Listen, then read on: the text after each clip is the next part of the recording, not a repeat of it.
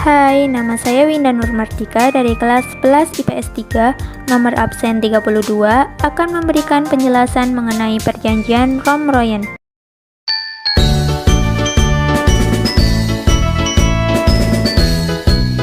Perjanjian Romroyen adalah sebuah perjanjian antara Indonesia dengan Belanda yang dimulai pada tanggal 17 April 1949 dan akhirnya ditandatangani pada tanggal 7 Mei 1949 di Hotel Des Indes, Jakarta.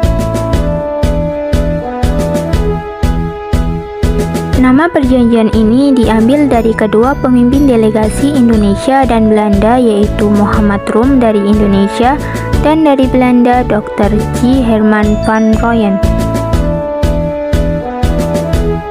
Perjanjian ini dilatar belakangi oleh berbagai hal. Yang pertama, adanya serangan Belanda ke Yogyakarta atau agresi militer Belanda II.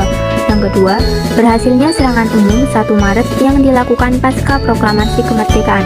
Yang ketiga, Belanda menahan para pemimpin Indonesia yang menuai kecaman dunia internasional, terutama di Amerika Serikat dan Dewan PBB.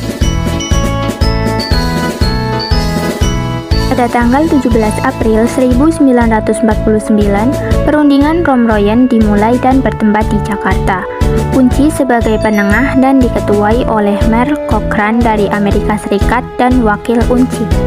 Perundingan berikutnya, Indonesia diperkuat dengan hadirnya Dr. Andes Muhammad Hatta dan juga Sri Sultan Hamengkubuwono IX.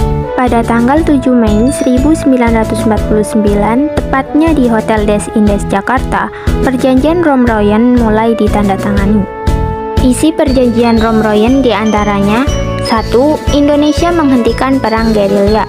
2. Pemerintah RI akan menghadiri KMB. 3. Belanda menyetujui pengembalian pemerintahan RI ke Yogyakarta. 4. Angkatan bersenjata Belanda akan menghentikan semua operasi militer dan membebaskan semua tahanan perang dan politik. 5. Belanda menyetujui RI sebagian dari negara Indonesia Serikat. 6.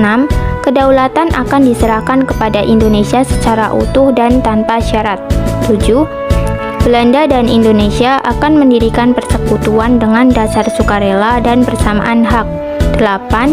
Belanda memberikan semua hak, kekuasaan, dan kewajiban kepada Indonesia. Adanya perjanjian Romroyen ini juga memberikan beberapa dampak. Yang pertama, Soekarno dan Muhammad Hatta kembali ke Yogyakarta dari pengasingan pada 6 Juli 1949. Yang kedua, penyerahan mandat kepresidenan kepada Soekarno oleh Syarifuddin Prawiranegara. Yang ketiga, gencatan senjata antara Belanda dan Indonesia. Yang keempat, dilaksanakannya KMB di Den Haag, Belanda. Itulah beberapa penjelasan mengenai perjanjian Romroyen. Terima kasih telah menonton.